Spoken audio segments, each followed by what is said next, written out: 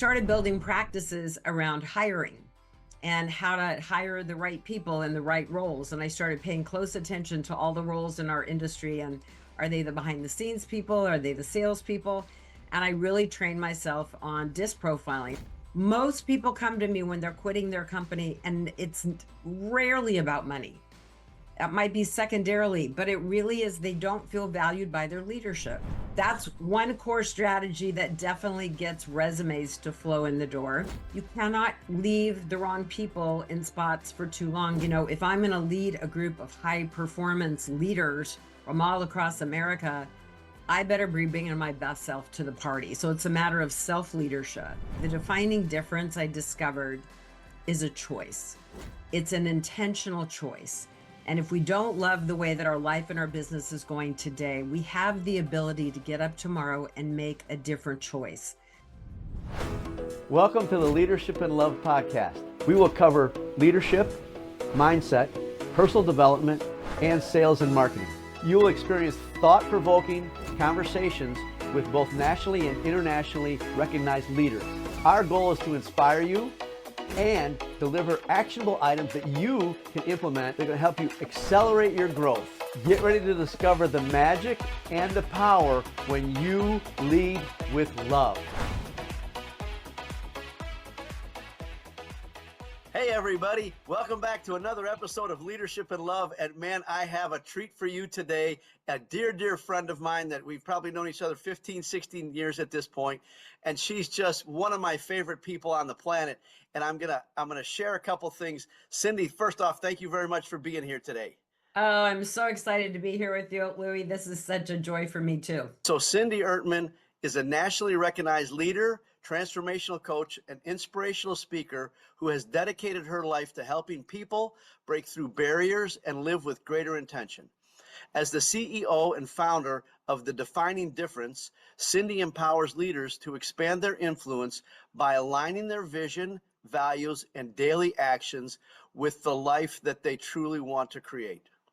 Named one of the top 100 most influential leaders in her industry for over a decade, Cindy's influence reaches far beyond professional success. Her mission is to guide high-achieving individuals to cultivate authentic leadership, deepen their personal connections, and embrace a life of significance, not just success, to make a greater impact in the world. I want to share two things with our audience that I've experienced with you personally. Cindy and I were in a program called The Trainer with Jack Canfield about 15 or 16 years ago. And we had 3 sessions live in a room, and there was about 100 people with his support staff in this room. And I forget exactly what we were talking about, but Cindy stood up and shared the passing of a dear friend of hers. And I can tell you in that moment, her and I had not had a conversation yet, but I was cemented to her. I knew she just exposed her heart, and you were just so beautifully transparent in that moment. And I also want to share with you something that happened to get us to this podcast interview. We had a date on the calendar to interview Cindy a while back. And what happened was that in that date that we had set, she had an offer to do a national event, a nationwide event.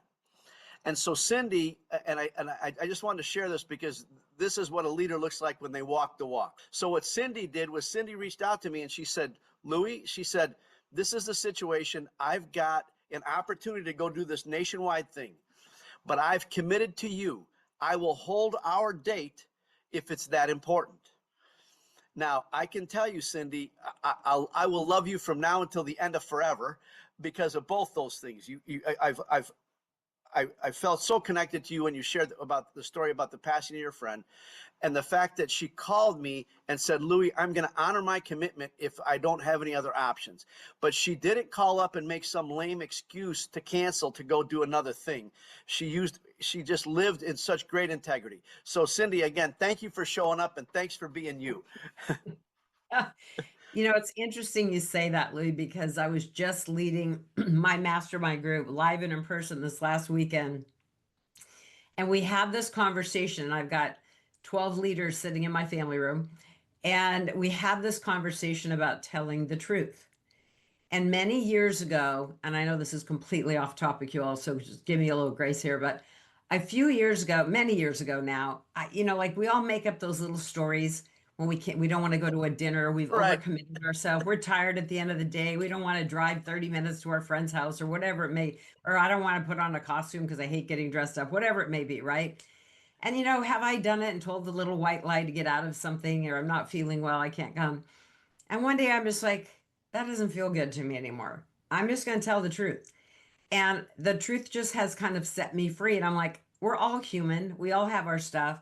So, like a month ago, one of my girlfriends was having a dinner party and she was having some amazing leaders there. Did I want to go? Yes. But I'd been traveling for 2 weeks. I got home. I was exhausted, Louie. And I just picked up the phone and I said, I know you're going to be disappointed and I'm so sorry, but I'm exhausted and I have to pass for tonight. And it changes everything when you just tell the truth. Because you don't have to carry around those little stories, and I call them the little white lies we tell ourselves, right? So we just have this whole conversation about how freeing it is just to tell the truth and be human. Yeah. And so right out of the gate, I love this, Cindy. So my dad used to say all the time, when you tell the truth, you only have to remember one story. Right. But so what Cindy just touched on is a golden nugget. I refer to them because if you're going to tell little white lies to other people, you're telling little white lies to yourself. Right. And you start eroding your own self-esteem, your own self-confidence, and your own positive attitude. So, Cindy, we talked a little bit before we jumped on this interview. There's so many things that you're so good at. And I want to dive into a couple of things that are really powerful, I think, in today's world. And because you're such a great coach, mentor, and inspiration around leadership. But I'd like you to talk about for you where leadership and relationships intersect, because we're rapidly becoming a society that's just digital, virtual, everything, right? So I'd like you to start there. What's something that you share with your clients, with your mastermind groups when you speak on national stages around the mortgage industry? What's some of the really key things you think are important into building those relationships so that they're not just, and I said something recently at a podcast, so that they're not just transactional, but they're transformational. Well, first of all, I'm really wired at this stage of my life, but I think on many levels have always been wired and about making a bigger impact. And look, I have a, 30 plus year background in the mortgage industry and have had several different, jobs before that. But what led me to be so successful in that industry, even though it's a very lucrative industry, Louis, but I was never motivated by money. But what I was motivated by was changing people's lives through home ownership. And I did have this revelation of like, oh God, my gosh, the more relationships I develop, the more people I can serve, the more lives will be changed through home ownership. And I just could see when I was talking to a first time homebuyer who didn't believe there was any ability to own a home and to focus on how we could solve that complex problem to be able to find a path to get them into a home. My motivation was never about the commission check. My motivation was about building a relationship so I could serve more people. And in the mortgage industry or real estate industry, I tell people all the time as a coach, it's like you're not really in the mortgage industry, you're in the relationship business. And so it's about focusing on ways to deepen relationship. And one of my core signature trainings that really has nothing to do with mortgage is called connection to conversion, and it's 40 quality questions to ask when you're meeting with another leader or you want to have a relationship with, whoever your person you're trying to sell your wares to, right? It's like it's not about you when you're sitting in that first meeting, and there's a lot of salespeople in the universe, right? It's not about us. It's about the person we're in service to sitting right across. So my approach to building my business was in service to them. So I spent about 10 years creating this training called Connection to Conversion. I did a lot of study on psychology, how we're wired, because I became committed or just almost obsessed with there has to be a way to form real relationship, not contrived, real relationship with my referral partners faster. Because yes, was that going to help me build my business? But that would help me serve more people. And so this 40 questions that I put together is a series of questions that starts with business, transitions into life, and crescendos with some pretty bold questions. We asked this person. Most people have never been asked those questions in a business meeting, and it changed the entire dynamic of how a relationship gets birthed. And that has helped me build lifetime relationships with not only clients, business leaders nationally, and now I help other people do the same. That's awesome. So one of the things she talked about for your listeners that I want you to catch is a couple things that she said I thought were so powerful. The first one is that she's got her purpose and her passion, and I really believe our business or what we do in business is our spiritual practice, right, Cindy? It's our way of helping, healing, and serving the world. But what she said was she got really good at building relationships with her referral partners so that wasn't just transactional. And I think that's so critical, right? Because that's how I love the word exponential. I share it with people all the time. I think that's how you exponentially grow anything. The other thing that Cindy said that I don't want to be lost on our listeners, and that is that to accomplish anything great, you need a team. So Cindy, and one of your many expertises is team building as well. So let's kind of transition to from your 40 questions into some team building. What are things you do when you go into organizations or you speak to an audience to tell them, these are some tactics, some skills, some strategies on how you build a great team? Well, my partner and I grew a mortgage region here in Southern California. We grew our own branch to be $1 billion branch in the mortgage industry. And so, I ended up hiring over the years hundreds of people.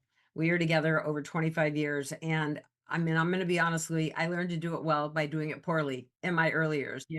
Our mistakes are what teach us how to do it right. So it's funny because I didn't used to think of myself as a systems person. And people don't even know sometimes what that word means. But I have since discovered that from my very early years in business, everything I've done, if I'm going to replicate it, I build a system around it. So I only have to build it once. I have done this inherently my whole career, which is how I ended up tracking all the success practices that I integrated into my business, is because I wanted to build systems that I could just implement because it was so much more effective and so much more time consume or so much more productive and less time. So I started building practices around hiring and how to hire the right people in the right roles. And I started paying close attention to all the roles in our industry. And are they the behind the scenes people? Are they the sales people? And I really trained myself on DISC profiling, and I became a DISC profile master. I still have all my coaching clients use DISC when they're hiring. I use 2.0. And then I still use it today. I just hired 2 new staff members for my coaching company. Every practice I teach, my team can tell you, I implement 100% of them for anybody that I hire on my coaching team. So for starters, I think right at the beginning of, let's say you need a team member, let's say you're hiring an executive assistant for your team. That's a very different DISC profile than a salesperson. But the reality is it starts with the ad that you place. And people will show me an ad and it's just the responsibilities. What we want to do is we want people to know who they're joining. What is the mission and vision of your company? Who are you? Like, we don't want to just start with roles and responsibilities. That doesn't motivate anybody to make change. Most people come to me when they're quitting their company, and it's rarely about money. That might be secondarily, but it really is they don't feel valued by their leadership. So the reality is we want to create an environment of what culturally are they going to join if they join you. So my first 2 paragraphs are my ad about my mission to be a defining difference in the life of others, right? My core mission is around who are they joining? We teach transformation. If you want to be part of a high impact transformational team committed to change the world one person at a time, we want to talk to you. So that's the kind of thing, like, who are you? What does your company stand for? Put a couple of paragraphs in, because that's going to get people excited and motivated, because people want to be part of something bigger than themselves.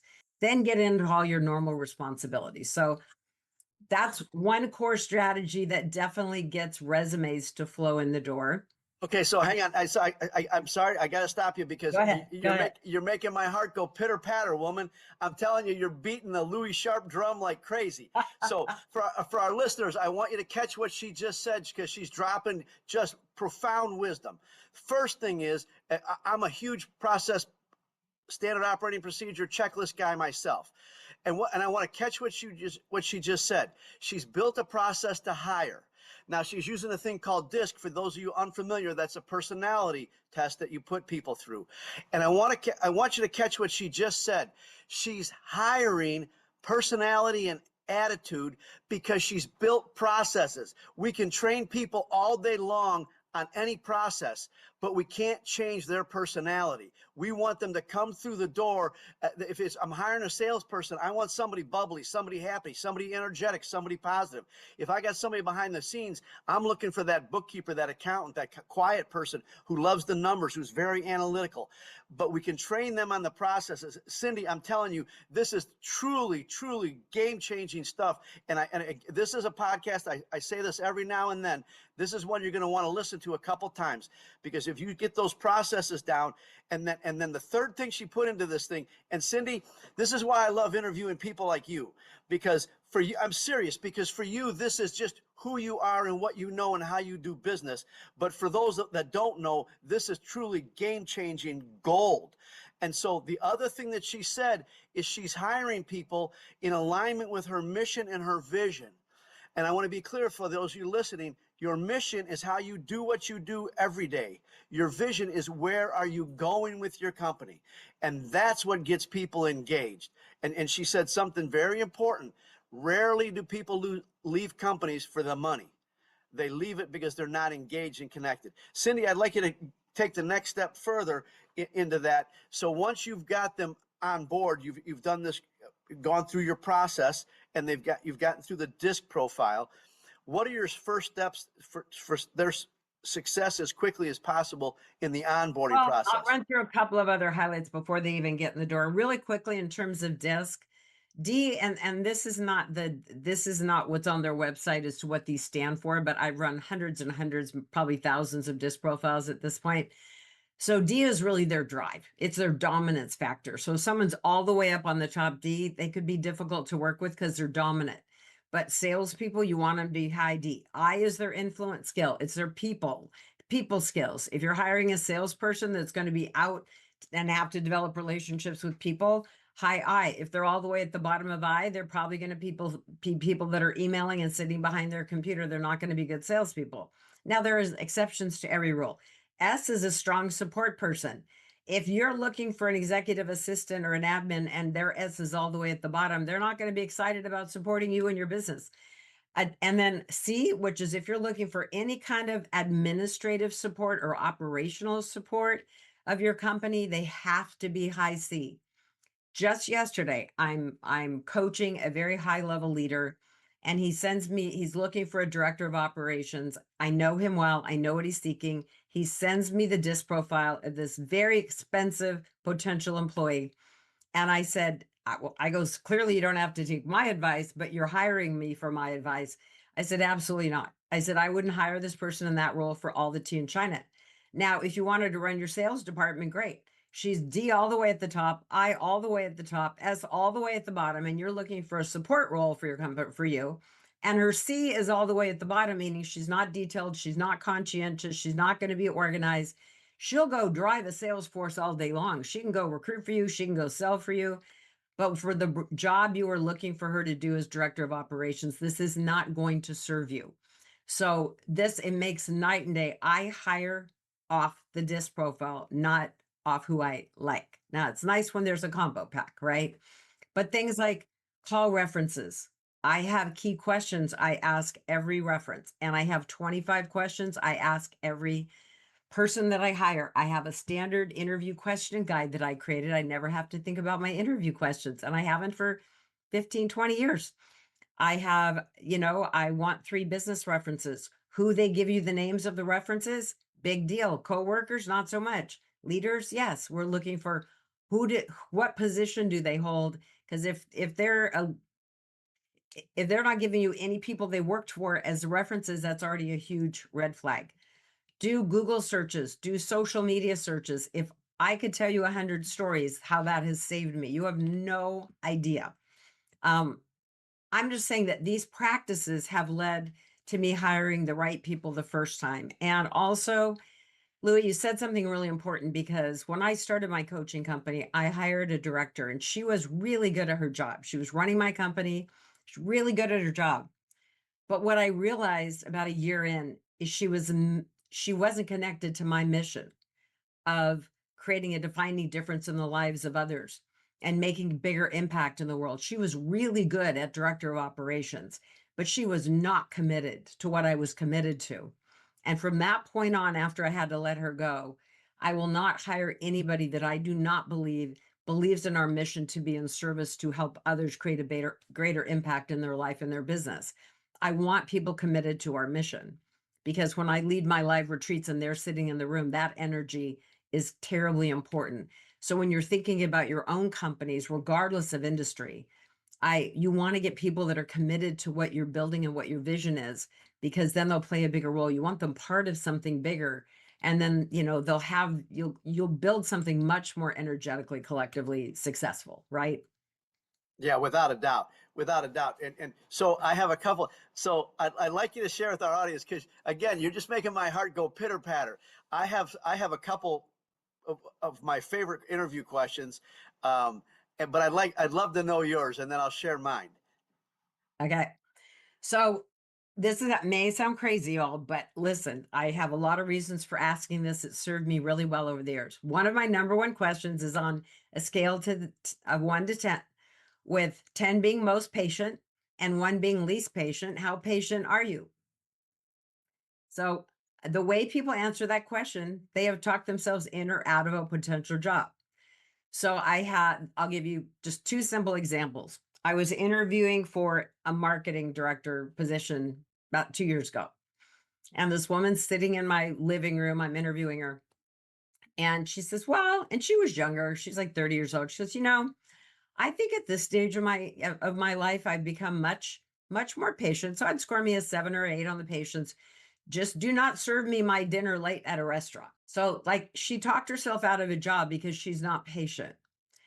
I was interviewing for my director position 6 months ago, and a woman I was seriously considering, and I asked the patience question, and she goes, well, I think I'm pretty patient. I'm going to score myself 7 to 8. She said the same thing. She goes, just don't ask my family. They would tell you something entirely different. Oh, and And one of my other all-time favorite questions, I ask this of every interviewee, and I ask it of every person they ever worked for that they give me as a reference. And the question is, if we were to make this work, so if Louie and I decide that we're going to be a fit to work together, what is one area that I can help Louie grow? And so I would ask you the question if I'm interviewing you, Louie, so if this were to be a fit and we decide that we want to work together, what's one area I could help you grow?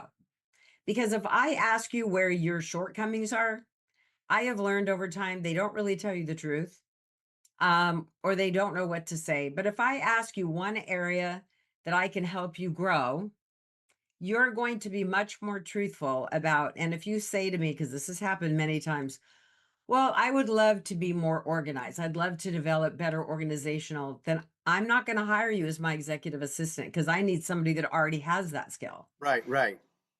And if they say things like, because I had it happen recently, I haven't done a lot of personal development work, and I know you're really into that. And I think that's an area that I could really grow. So I think that you could be a teacher for me and what you teach through personal development. Someone said that to me, and I'm like, that's a cool answer. But they will frequently tell you, like one of the guys they interviewed last year, he said, my boss, I said, what's one area your boss would say you need to grow? He goes, I need to be faster in my deliverables. And I'm like, okay, see that they're telling you exactly where the weakness is. I need best in class on my team, so it is, I can't even tell you, it's unearthed so many things over the years of people that I would not hire, because of the way they answered. So they self-select themselves out of a job, but the questions are key. Yeah, I would agree with that. So I'll share with two of mine. One of them is, what do you like to do for fun? And I had somebody that I was interviewing as a front office person in my body shop, and she said, and you know, and I love that you ask lots of questions because I do the same thing. It kind of starts to set them at ease. But this woman said, my boyfriend and I are play darts in tournaments and leagues every night of the week. So this woman just told me she's out in a bar every night of the week, right? That's not who I want on my team first thing in the morning. And so and another one of mine is, what are you reading? And if they don't read it all, they've just self-selected out. I love it. I love having questions. That another question I always ask is share a little bit about things that are most important to you. What do you value? Because I think it's really important to know what people's values are. And then I always lead by example. So I'll say, tell me something in your life that you value and how you integrate that into your life. And I said, as an example, my number one value is trust. So I have to have people around me that I can trust. I can't have anyone working for me that I don't trust. It's a non-negotiable. I have to be able to trust my friends with my life. You know, I don't want people around in my universe if I cannot trust you. So that's important for you to know about me. So tell me a little something about you and something that you value. And then I let them share what they value. Because when people share what they value, you get to see a little bit of who they are. And that's what I'm kind of searching for in an interview. And so now, one of the things that Cindy, I love you. So one of the things Cindy just touched on is values. So if you do not know your company values or your own values, I highly recommend that as soon as this podcast is over, you write your company values or work on your company values, your mission statement and your vision statement. Because what she just said out loud, when you're making any decision, whether that's hiring somebody, how we're going to do something, who we're going to get involved with, who we're going to play the game with, you go back to your core values, your mission statement, and your vision statement and ask, does this person line up with that? And if they don't, then you pull the plug. That's very powerful, Cindy, very powerful. I'd like you to talk about now that you've onboarded them, what are things that you do to help cement them and have them have successes as quickly as possible? Well, I think where people just fall down is they bring people in and everyone's so busy, myself included. I get it. They don't take time to train the people that they bring in. And then 3 months later, 6 months later, they're not getting the level of productivity out of these people. So, one thing, and look, I'm still learning. I had not created when I had a director of my company leave last March, and it was traumatic because she had run my company for 5 years. She was, she's amazing. Fortunately for me, she's still a consultant and I love her to the moon. But the reality is, like, it was really challenging because I had not had her map out standard operating procedures for everything she does. And so, but that was something I had done for other roles in my business. So, first of all, if someone's leaving, let's say someone's giving you notice. And I think it's important for you all, if you're running businesses and listening to this podcast, you should go have every core member of your team start a list of every single thing they do. You want to have a roadmap because I will tell you that that has saved me. When my executive assistant left, we had every single task, not just the task, but linked out to Dropbox folders, linked out to how to's, of everything from how do we record my videos to how do we, download my training materials, like every single thing that we do. How do we build my landing pages? We did all the how to guide. And so it saves so much grief for you as a business person, even if you just have an admin assistant working for you, to map out what they do. So if you bring in someone new, it saves so much time in the teaching and training process because they have a manual to follow. So building out standard operating procedures of what people do, no matter how simple. I just led my mastermind retreat. That guide is probably 22 pages long that we built over the last 10 years. We document every single detail from start to finish over 6 months as to how we execute on that retreat. We have a roadmap. We're not leaving it to chance. So that's key, I think, is just training and making sure that you're holding regular meetings with a new person. I use Microsoft To Do. It's a free app on my phone. I live by it. So I will keep a running total if I have a new employee, anything that's coming up. If they're doing something great, I put it in there. And this is just for me. If they're doing something challenge, if I need them to course correct, I'll meet with them weekly and I do the sandwich approach. I tell them what they're doing really well. I ask for the three things that I really need to work on to make shifts in what they're doing. I add in by wins. If you're not getting your things done quickly, add in a by win and then finish with something positive. But the reality is, hit things quickly and set expectations. So when I hire somebody new, I will say to them, look, I know there's going to be a learning curve to get you up to speed, but within 90 days, this is what I expect from you. Like when I was doing mortgages, I would say, within 90 days, I need you to be able to take this file from contract to close so I can go focus on generating new business. And I need you to drive the process. So I set expectations, but I'm going to train you on how to get there.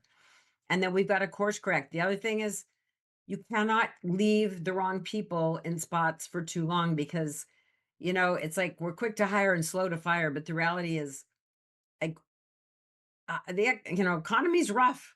We've got to make every person on our team count. So I will not tolerate anyone on my team that's not best in class. I will work with you all day long if you got a problem and you need help and support. But the reality is I will not keep the wrong people in a spot working for me. And I encourage my clients not to either train them up or train them out. Plain and simple. Yeah, I love that. So again, she just carries so much in a conversation. So one of the things I want our audience members to hear is one of the things that Cindy just talked about that is so powerful. That is in this onboarding process. I use the same approach, the sandwich. You say something good, you tell them what we're going to work on, and you tell them something that you're appreciating or that they're doing a great job at the beginning and the end. So it's not a whole you're all messed up and you're doing nothing right. The other thing that she touched on, I think is so powerful, is that there's deadlines and expectations set. And then you can hold people's feet to the fire. And for those of you that are business owners, she also said something, and again, Cindy, you have such great wisdom. And she said something in passing that was so powerful. When she was doing mortgages, she hired people and brought them on to do the paperwork, to get the paperwork from this point to that point, because she knew the thing that she did that added the most value the fastest was generating new business, new leads, new clients. And so if you're a business owner, there's huge power in everything that Cindy's talking about because you can set yourself free from the mundane things. My example I share with people is Bill Gates isn't ordering toilet paper for Microsoft, right? He's paying somebody to do that. And so it's the same kind of thing. If you're a business leader, a business owner, even if you're a manager, you want people to be doing things that are a way less value so you can focus the majority of your time on those two or three things that bring the most value. I'd like to talk about, and again, I love this conversation, Cindy, around relationships. I'd like you to talk about, for our listeners, what do you do? So I love your term, best of class. What do you do when you have a rock star on your team and they're just knocking out of the park? What do you do to appreciate them, to acknowledge them, and to do something special so they're aware? Cindy sees this, Cindy's aware of it, and Cindy's appreciating it. Well, and I'm working on this every day too, right, Louie? Right. I will tell you that when I was running my past company, because we had so many employees, my team on my coaching and training company is smaller. But when, we had a much greater staff, and so I actually put it into my calendar on the first of every month to acknowledge and appreciate. Because if we're just left to our own abilities, like we always acknowledged our top salespeople the first of every month at our sales meeting. We always had our national sales rally every year where we gave out all the big mucky muck awards for all the top producers.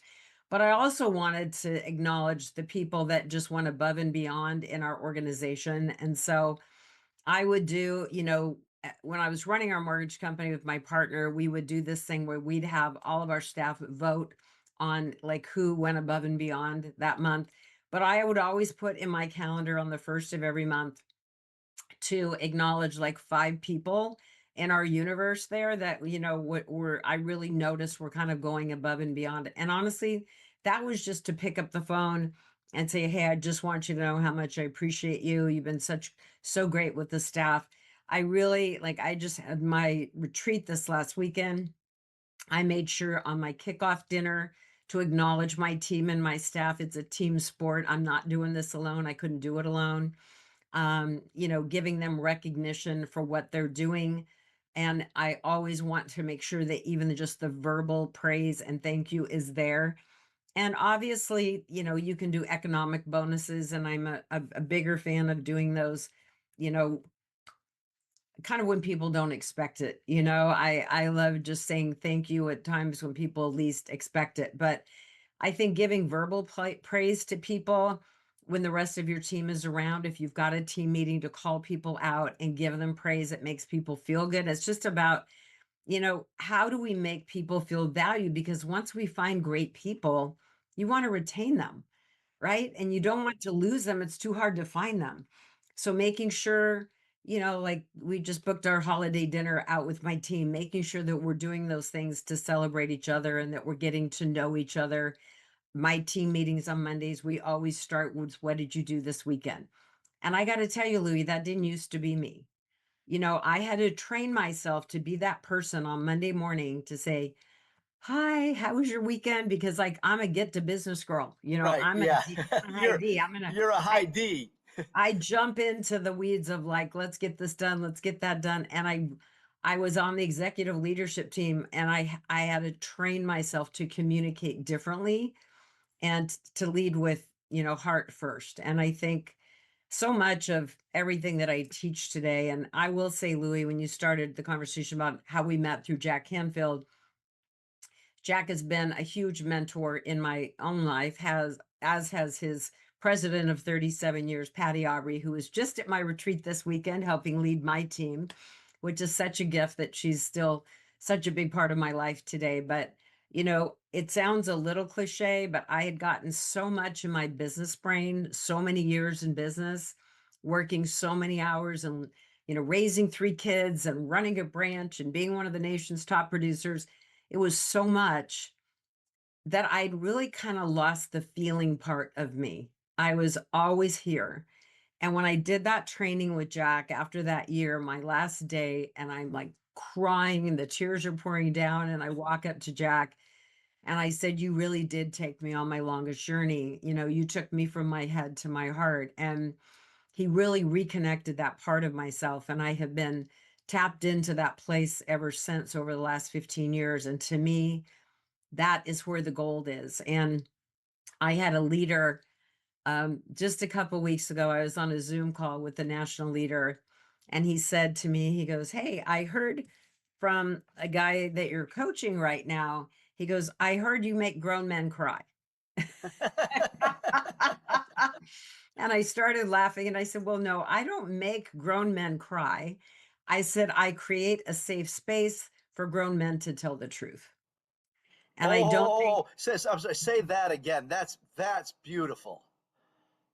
but it's true. I said, I don't make grown men cry, but I do create a safe place for grown men to tell the truth, because I believe, particularly for men, they don't have very many safe outlets where they can really tell the truth, because there's something that goes along with being a man and being masculine and being in that energy. But the reality is, and men or women, it doesn't matter. It happens to women too, obviously. But the reality is, it's giving people a safe space, because we're so much more alike in the way we think and our limiting beliefs and the lack of and the competition that we feel and feeling less than. And it's like, it's such the human condition. Mindset drives everything. And so to give people a safe space to really share at any level what's holding them back, it's usually these inner core beliefs that people are afraid to put voice to. And when you can pull that out of people and make people feel safe enough to tell the truth, that's where real growth occurs as human beings in our businesses and in our life. And that is the thing I like to teach the most is, how do we get in and really look at what's holding you back, the limiting beliefs that you're carrying around each and every day, because we all do. Right. And how do we reframe the stories that you're telling yourself that just are no longer true? Yeah. Yeah, it's so powerful. So again, she just was dropping golden nuggets like crazy. So a couple of things I want you to go away with. One is she puts on her calendar a thing called appreciation for her team so that it happens consistently. Again, it's a process. All this is process. The other thing that she did, I've got a great friend of mine. He owns Discover Leadership down in Texas. And he said the hardest, and for those of you that are listening and not watching, Cindy put her hand to her head and then to her heart, talking about the journey that she went on through the Jack Canfield program. And he talks about the longest, most difficult journey is the 14 inches from our head to our heart, right? But when we get, and I believe the same thing that you believe, Cindy, and she had her hand on her heart. When we play from our heart, and we have the ability, it's why I started this podcast. We have the ability, and I love that you create this safe space for especially men, because when we can lead businesses, we can lead organizations, we can lead our families from our heart. We don't have to be transactional. We can be loving. We can be kind. And I believe that's when the miracles happen. I believe that's when things just fall into place magically. And you think, wow, how did that just come together? I could have never planned that. Well, not even a question, Louie. I mean, it starts to open up because, I mean, you and I being in Jack's program, we talk a lot about energy. We talk a lot about, how we vibrate in terms of our energy. And look, we all know what it's like to walk into a room and have somebody that just sucks the life out of the room, right? I mean, we've Right. all Yeah. been in those spaces. And then you know what it feels like when you walk into a room and there's somebody that's really magical and positive and motivational, and you're just like, they're joyful, and it just lightens everybody's. So, I mean, I really consciously, I don't, the reason I'm so focused on my own like morning practices and the things that fuel my own life, because I'm a coach and a teacher and a trainer full time. And I wake up in the morning and my job is to help other people make a greater impact and to pour into them and help them solve some of their biggest business challenges and relational challenges. And so I got to start with myself first, right? Because, if I'm going to lead a group of high performance leaders from all across America, I better be bringing my best self to the party. So it's a matter of self leadership and growing our own self because, I always say we're the CEOs of our own business, but many, if you're an employee, most people don't feel like that. But you really, if you want to grow in any way in your career and in your life, it starts with managing self. The name of my company is The Defining Difference. That name, I did not go to GoDaddy and search hundreds of titles. That name was gifted to me from a higher power in the shower and just downloaded through me. And I was given a message to trademark it. I had no idea what it was, what it stood for, what it meant. But through years of investigation and doing a deep dive, the defining difference I discovered is a choice. It's an intentional choice. And if we don't love the way that our life and our business is going today, we have the ability to get up tomorrow and make a different choice. So I teach choice management. We look at the choices you're making in your health, in your business, in your finances, in your contribution, in your joy, in your fun, and look at the choices. And are they serving you? Are they fueling you? Are they depleting you? Are they sucking the life out of your family? Like, how are you showing up in the world? Because and it we help people modify their choices. We help you make bolder choices in business. We help you make more sound choices in life for your family and the things that matter most. We work with you on values so that you're clear to have a model for decision making. But those things start to shift the needle, and it's subtle at first. But the greatest joy I have is when people like come off a year with me and to hear wives say, "You saved our marriage," and he was a horrible father, and now he's a wonderful father. And yes, people, I just had my group here and people said their businesses increased by 68%, 42%, 35%. All that is phenomenal. But what's most important to me is that they're becoming the best version of themselves. They're becoming better leaders. Their spouses notice it. Their friends notice it. Their teams at work notice it. They're more intentional about how they're leading their life and their business, and they're making different choices.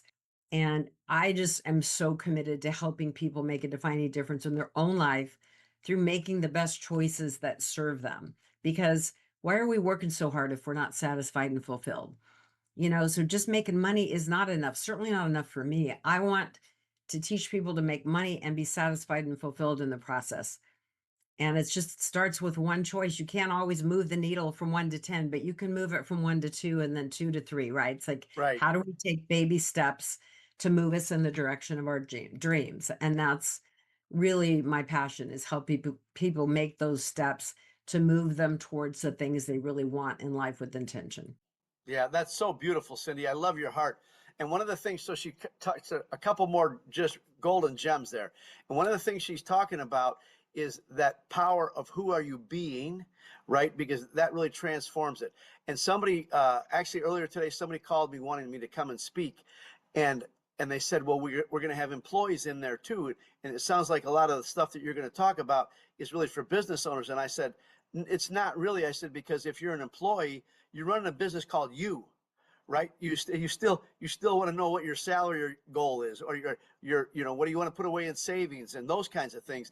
And so I think everything you've talked about is just so powerful, and I want our listeners to understand that wherever you might be in the spectrum of an organization or the leader of an organization, everything that Cindy's been talking about applies to you, because it will work anywhere in your life. Cindy, again, I'm just so excited and so grateful that you're here. I'd like to ask, is there anything that I haven't asked you that you'd like to share with our audience? Well, obviously, in people that I coach, people come to me because typically they want to build their business, they want to make more money, they want to, you know, have higher production in their business. Obviously, that's the main reason people come. But what I really realize is that if your business is not where you want it to be, it really boils down to you're not taking enough bold action day to day. You're just not taking enough bold action. And even in myself, when I think about if my business slows down, because it does, because it's tied to the real estate market, I woke up about a year ago and I just, I teach this stuff, right? So I thought, I'm just going to wake up every morning and I'm going to say, what's one bold choice I can make today to move the needle? I got to interrupt. Stop. So, listeners, I always like you to go away with at least one thing. There it is. Write down what's one bold thing, and then ask yourself that question every. I'm sorry, Cindy, but that's powerful. So please go on. No, it's changed even for me, Louie. So I'm like, I just woke up because and you cannot be tied to the outcome, right? If they say no, don't be afraid. I always look at it this way. If I'm making a bold choice and I mean, I've got a lot of people that I know, so I can get numbers to people that I may not have numbers to, leaders of companies. And I love getting, CEOs and presidents' cell phone numbers, and I just cold call them. Yeah, I don't care what time of day or night. I just cold call them and leave them a message and try to leave some sort of compelling message in hopes that they will call me back. I always put their name and their phone number physically in my contacts of my phone. So if they call me back, I make sure to pick up anytime, day or night. But the reality is I just started doing that myself. And I picked up the phone and I called the owner of the sixth largest mortgage bank in America. He did not know me from Adam. Left him a message that I thought was fairly compelling. And 2 weeks later at 7 a.m., my phone rang and it was him. And I was so glad I'd put his name and number in my phone, because I jumped up like very, very quickly and very alert and ended up talking to this leader for an hour. And the fast forward from that is 6 months later, he asked me to be the keynote at his national sales rally in Nashville last January. And I spoke twice to his chairman's club one day and to 1,000 loan officers the next day. Made incredible new relationships, gained 17 new clients from one speaking engagement. And that one bold choice really changed the whole course of the beginning of 2025 for me. And I have now formed a friendship with this leader. But it's like, if he'd never called me back, no harm, no foul. Now, knowing Cindy Ertman, I would have waited 2 weeks and called him back again. And then I would have emailed him. And then I wait 2 weeks and then I would have texted him. And that's just how I do it. I don't take no for an answer.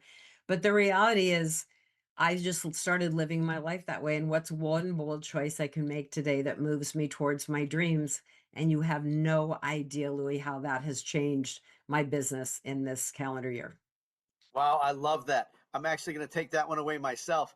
And one of the things Cindy said that's so powerful in that is, what's the bold action, and then let go of the outcome. I'll give our listeners an example. Cindy, will you give me $1,000? If you say no, I don't care, right? And to your point, I might ask you again, or I might move on.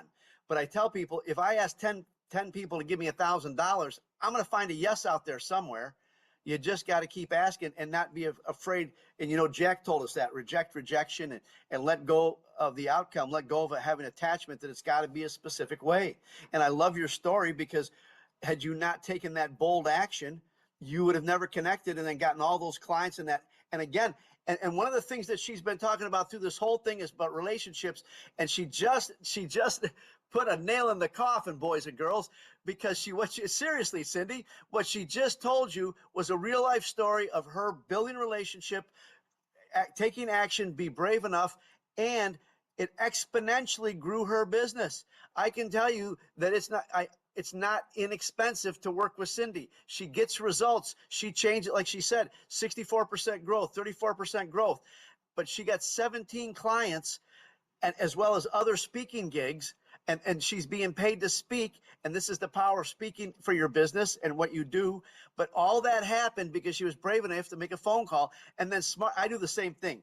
I tell people, if I'm serious, I do the same thing, Cindy. People will say, hey, can I reach out to you? I said, yes. I said, but you need to send me a text first with your name, because I'll meet them at an event. We'll be out somewhere. I said, send me a text, because I do not answer my phone if I don't know the number.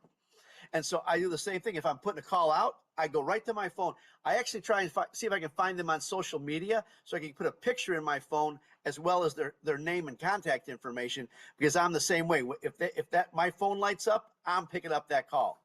You're a rock star, man. This is awesome. I think you and I could talk all day, Louie. We could easily talk all day. So a couple things I'd like I always end with. The first one is if you could recommend one book, one of your favorite books to our listeners, what's one of your favorite books and why? Oh my gosh, I have so many. It's hard to, I mean, look, if I was going to pick probably my all time favorite book of all time, which is why it's so many other millions of people all time favorite book, is Think and Grow Rich, because it never leaves my nightstand. And that book just has so many core principles. I go back and read it, pieces of it, several times a year. There's no question. I mean, I am a big fan of Jack Canfield's The Success Principles. Now, granted, knowing Jack, as a friend, I'm in his International Transformational Leadership Council and get to hang out with him 10 days a year. So that's always a gift. And there's just so many basic principles. You talked about, one of the things that in there was ask, ask, ask. And if you have any idea, Louis, how many times I reached out to the Jack Canfield and asked him to help me with things. I was a co-host of a international television show called Wake Up TV, a conscious television show for women, and he was my first call, to get him on as a guest. And it did take some prodding from Patty, but I got to interview him on our television show, and because we got Jack to say yes, then I got Don Miguel Ruiz of the Four Agreements and Lisa Nichols, and it just helped, create all this to get all these amazing transformational leaders to interview. And so, I asked him to come to my national sales rally for the mortgage profession as a special guest, which he said yes. He's done national webinars with me. So, but he's the one that taught me to ask, ask, ask. Because that's another thing is I know it's scary sometimes to ask for what we want, because when we ask for something, we put ourselves in a place to be rejected. And so part of that, I was just training on this morning, that asking or cold calling is hard, right? It's scary. But the reality is we don't have their business now. Don't be tied to the outcome. And I was just training this morning, and I was coaching a mortgage originators on calling realtor partners. And they're like, well, I don't believe they're going to want to talk to me, or they're already going to have people they work with. I go, yeah, but look, if I make the call, I leave a message that leaves them curious. Like, hey, I want to get together with you and talk about your marketing strategy, because I've been meeting with some other top realtors nationally and helping them build their marketing plan. And I think I've got some things that could really help you build and grow your business. Would love to get together with you. Make it compelling, come up with something, some reason they need to talk to you. But if I don't hear back from them, I have a system. 2 days later, I'm sending them a text message. 2 days after that, I'm sending them an email. And then I'm going to send them another text and go, hey, I certainly understand how busy you are, and I can really respect that. but I'm pretty persistent in case you hadn't noticed. And so I'm going to probably keep bugging you until you respond. So, and then I'll put like happy faces. And, try to make it light. Yeah. I don't take myself so seriously, but the best referral partner I ever gained in the mortgage space was the top producer in Manhattan Beach, California. And I text him and called him and emailed him once a week for 2 years and got no response for 2 years until I got a text message response. And his guy had retired or moved away. And he said, I'll give you 15 minutes. He came to my office. He was there for 2 hours. I walked away with a $1.4 million deal from him, and he committed his business on the spot because he said no one had ever pursued him as diligently as I had. And he knew I would pursue his clients with the same vigilance. And I won my number one referral partner because I never gave up or took it personally that he didn't respond. And that is a true story. Yeah, I want to share mine with you too, because mine was a 2 year uh, trek as well. For my body shop, dealerships, big referrals, right? Big referral sources. And I was calling on a Chevy dealer, and he told me, "Yeah, we got a body shop. We got a body shop. We got." I said, "That's great." I just said, "Keep me in mind, something happens."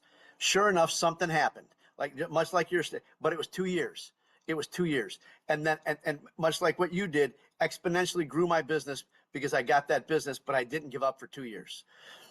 And I had the same kind of attitude, right? I was just joyful, happy to see him. I wasn't bitter, I wasn't angry, I wasn't in a hurry. I was just showing up saying, "Hey, I'm still around. When if you need something, I'm here." And so again, you're right. We could talk for days. We could talk for days. So Cindy, is there? How can our listeners connect with you, follow you, learn from you? Do you have any resources on your website that they can get? How can people Yeah, reach I out to have you? resources on my website. Some of them are mortgage related, some of them are not, just business related. Please feel free. My go to cindyertman.com or thedefininggdifference.com. And if there's anyone that really feels compelled to look into coaching, training, there's a button on there to schedule an appointment. And then if anyone has any, real questions, info@cindyertman.com is our team email box. But I think there's just so much opportunity and we get stuck in our own way. And Louis, one thing that, particularly Patty Aubrey did for me is she really believed in me before I believed in myself. And they were an integral part in, 12 years ago, me launching my coaching, teaching, and training company. And I just believe that, we have this almost responsibility to share our gifts. And so if you've got that little voice inside your head that wants more, that you've got more capacity, you have more potential, and you're just really feeling stuck, then I really encourage people, it doesn't need to be with me, but to get coaching, training, invest in yourself. Look, I've invested fortunes in myself when I didn't have it, but I do believe that it's tough in the world today, and we all need support in some way. Whether it's reaching out to, fellow team members at your organization or to friends, but I think it's really important to have people that you trust that can support your growth and to get you outside your comfort zone, because sometimes we get in our own way and we can't quite break through that next glass ceiling, and it takes somebody to come along and knock you off your safe zone and get you a little uncomfortable and give you some accountability and some tools to be able to really move the needle. And I, as one who has broken through every kind of, I mean, I just go headfirst into fear now because I blasted through it so many times that I'm not, I mean, it's not that I don't have fear. I'm just willing to go into the eye of the storm to face it. And I think that when we can get people, when you can do that and you get to that other side of that one scary moment and you're like, oh my gosh, I had no idea that it was right here all along. And I just would push myself to do it. So sometimes you need a coach, a mentor, someone to help support you along the way. And that's just the gift that we offer, as you do too, with all of your incredible training, Louis. So we're obviously here to serve. Right, without a doubt, Cindy. And again, for our listeners, I'd like you to really sit down and what are you going to budget to make you a better you in 26? And Cindy is a great resource for that. She's just, Cindy, you're this beautiful combination, and I mean this sincerely from my heart. You're this beautiful combination of intelligence, wisdom, common sense, heart, joy, and love. And for those of you that are watching, over her one shoulder, she's got a little placard that says, "Believe you can and you will." And over her other shoulder is a placard that just simply says love. And it says everything you need to know about Cindy Ertman. And I mean that. And, I got chills. And, you're one of those, I tell people all the time, and you're on this list, Cindy. I tell people I'm the richest person I know. And it has nothing to do with possessions or money. It has the fact that I've got people like you in my life, and we've been in each other's lives, and we're going to be in each other's lives till one of us takes our last breath. And to me, that's such a precious gift. And again, from the bottom of my heart, I love you, and thank you I for love you showing up too. today. Thank you all. Thanks, Louie, so much. Such a joy to be with you. Anything I can do to support you, I'm in. You betcha. And again, for our listeners, we're going to put all her contact information in the meeting notes, so you can get it there as well. Thanks, Louie. Thanks again for joining us and listening to this episode of Leadership and Love. I would like to challenge you to ask yourself, what's one thing that you heard today that you can implement immediately to improve your leadership and accelerate your growth? If you've gotten value out of this episode or learned something that you can implement today, we'd ask that you please share it with those that you care about. Our goal is to create more leaders who are leading with love.